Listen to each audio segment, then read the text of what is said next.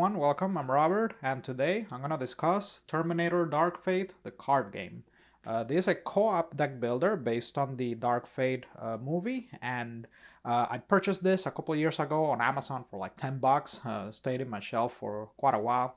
I did actually try it about a year ago, but I remember not really caring too much for it, and I believe that is because I only played it with the solo rules that are included in the rulebook that suggest that if you want to play with just controlling one character, that you basically pick up two character cards with one deck.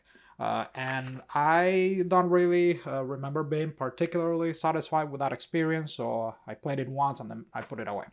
Now, I recently went and watched all the Terminator movies leading up to the Terminator Zero anime, which premieres today, by the way. Today's August 29th, not a joke. I might publish this after the fact, but I'm recording this on August 29th. So, it's like... Again, it's like poetry, so if they rhyme. All right, but this time around, after I watched the movie, what better time to pull this game out again, right? But this time I went ahead and controlled two characters, and I had a vastly superior experience, okay? This is one of the most thematic deck builders that I've ever played, and it really is impressive what it does with deck building mechanics, okay? So the way it works is the goal is to terminate. No, I can't do the Arnold voice, but terminate the exoskeleton, okay? Which there's a few variants that you can pick from to play against, okay? In differing levels of difficulty, okay? So you start with the lowest difficulty and then you progressively get to the most difficult, all right? So you pick which exoskeleton you want to deal with, or Ref 9, better known as. You pick which Ref 9 you want to play against at the beginning of the game, okay? And I've gone as far as defeating this, which is the second highest difficulty. Haven't gone up against this guy yet, okay? But yeah, I've tried multiple character combinations. There's the fan favorite Sarah Connor, and the Arnold Terminator, and then there's from the movie there's Grace and Danny Ramos, okay? And my first plays were with this pair, and they were very fun to play, okay? So don't miss out on playing with their character abilities. So they have very interesting character abilities. So when you pick a character also, so like in other deck builders, you have a basic deck with some dead cards, right? Like this and this, so you'll have your deck will be composed of 5 of this and 4 of these, which do nothing, right? These 4 do nothing, and then this gives you resources to purchase from the market at least. So 4, 5, and then a unique character card, okay? So for Grace and Ramos, you have these, okay? Each of them come with their own unique card. Same with Arnold and Sarah, okay? They have their own unique card at the beginning of the game. So that's what distinguishes the characters, right? They have a unique starting card for their deck, and they each have their own ability. So the way you lose is you lose if you get wounds, 3 wounds in your hand at any point, okay? And the way you get wounds is the Ref 9 will dish out attacks, okay, which come out of the market deck. All right, you have an opportunity of using your attack value from cards, okay, so from weapon cards. You can use that bullet value to take out attacks from the market before the Ref 9 comes out, okay? So when you start the game, the Ref 9 is not in play, also known as being on the hunt, okay? You'll start the game, you'll have 5 cards in the market, and you'll start purchasing cards, right? And then the Ref 9, which is shuffled within the top 5 cards of the deck, will eventually come out. So it'll come out, and then that's when it starts attacking, right? So it'll attack you for up to that many cards, so they could be in the market, and then if it doesn't attack that many times, then you reveal the remaining amount from the top of the market deck, and any attacks will be dished out against the current player typically. Okay, so the higher this hunt value, the worse. Okay, and when you play weapon cards like this shotgun, right? Like you have 5 bullet icons, right? You can do that much damage to the Ref 9. Now, each Ref 9 has a different defeat condition, okay? So the easiest one, if you do 15 damage in total, you defeat it. And now you also have the option of fleeing, okay? Because if you let the Ref 9 out for too long, he'll keep attacking you for that many cards, and it could get bad pretty quick. So typically attacks will they'll put wounds in your discard pile, which you'll eventually draw, clogging your deck. Okay, they're like dead cards basically that clog up your deck. Now there's a couple other scary things like this card right here, right? So this one will finish off a player if they have 3 wounds in their discard pile. Okay, you don't even need to draw it. So I did lose to this, by the way, once. So this can be a scary card if the Ref 9 draws it. So very, very thematic. I really like the way that the mechanics translate here of the Ref 9 constantly chasing you, and then you fleeing it by it going back to the top of the deck. So you have the option of fleeing, and depending on how much damage the Ref 9 has, you shuffle that many cards from the top of the deck with the Ref 9. So the more damage, the less chances you have, the less chances you have of drawing the Ref 9 again. Okay. But very, very interesting use of deck building mechanics. And I really like how the fit conditions are variable. So in my last game, I had a very thematic defeat or victory rather against the second most difficult exoskeleton of the Ref 9. So you can defeat him just by doing damage, okay? So you have to wait for a defeat condition from the deck to come out. So I drew the perfect hand. It was incredible how that happened. Like, it wasn't planned, right? It wasn't scripted, but it's great how this game does this, right? So there's this location card, which location cards don't go to your deck, okay? You pay the supply cost, okay, from your supply cards, and then you do the effect, which tends to be a pretty powerful effect, and then it goes back to the bottom of the deck, okay? So in this location, just like in the movie, it's a hydroelectric electric turbine, and just like in the movie, this gives you a 5 fight value, okay, that you can use that turn, so you get to deal 5 damage.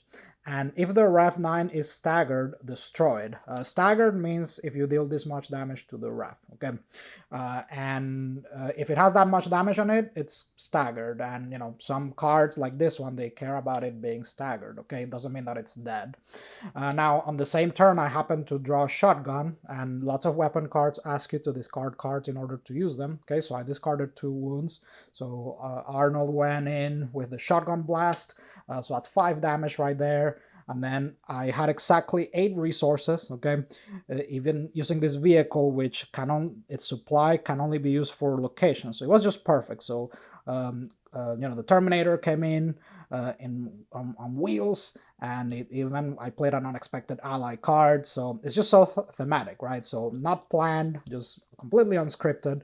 Paid my 8 resources, used the hydroelectric turbine, 10 damage total, okay? And then if the Ref 9 is staggered, okay, 10 damage for the staggered value, destroyed, which gave me the victory, okay? I just love how thematic that was. You can't say the same thing about a lot of games being able to pull off something like that, all right?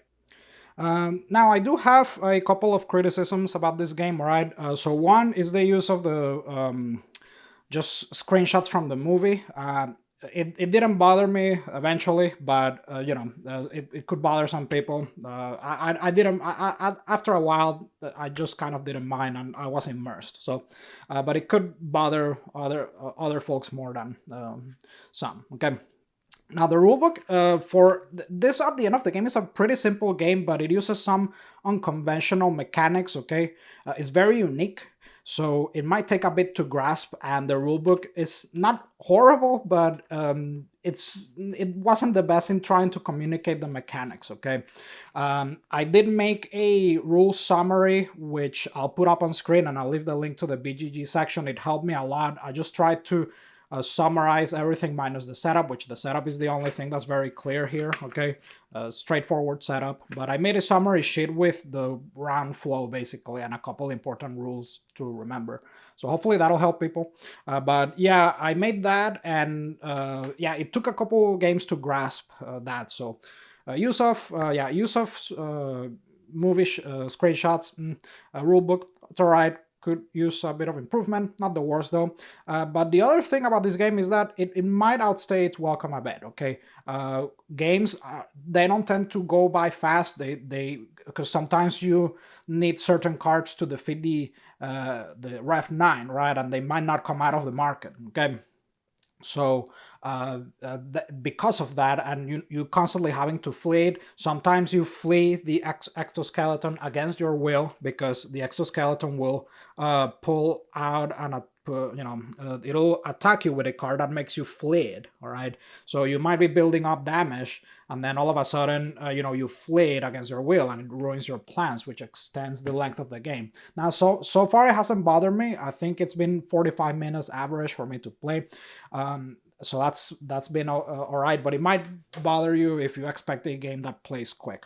Now the other thing is that I don't know how good. The other thing is I don't know how good this solo mode is. Like, I was just so unengaged with this solo mode that it suggests controlling one character. So you'll only have one deck, but you pick two character cards, and then you alternate between which character ability you want to use that turn.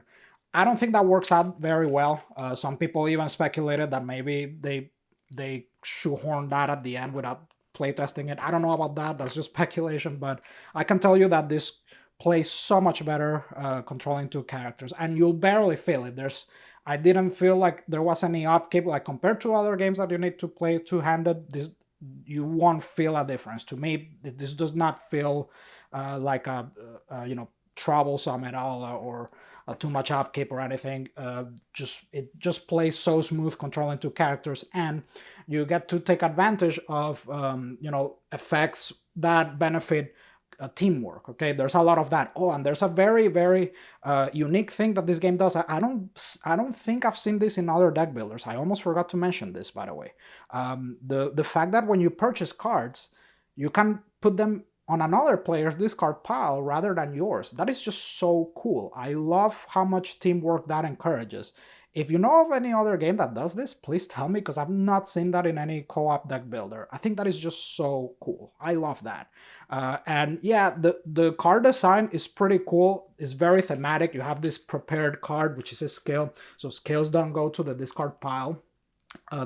Scales they'll stay in front of you, and this one basically lets you store a card under it for you to pull out at any point later. All right, at the start of a future turn. So this lets you plan combos and things like that.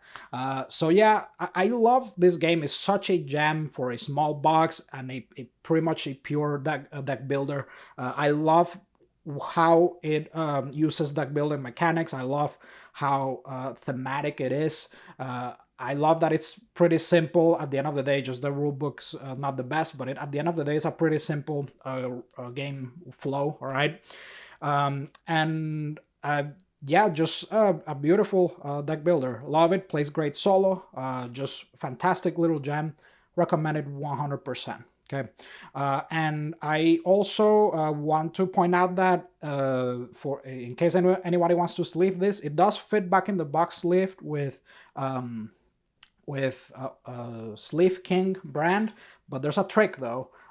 You don't it's not gonna fit if you sleeve every wound card. You're gonna have to leave about 15 or 10 or 15 wound cards unsleeved, all right? And I doubt that in most games you're gonna go through that many wounds anyway, controlling 2 characters, so it should be fine. Just leave about 15 or 10 of these unsleeved and you'll be fine, okay? And it'll fit back in the box beautifully with sleeve kings, okay? And yeah, if you see this, snatch it, because I was checking for the availability of this, and I didn't see it in a lot of places, so it might be out of print, and I don't know if they'll reprint this, okay? Sadly, that the movie didn't do very well, so I don't see that the publisher will have much incentive to reprint this. So if you see this, just make sure to snatch it up, because this is a great little deck builder, okay? And I'm just very happy to have this. I just love deck builders that try different things, and this just plays so well solo. I adore it. So great game, recommended.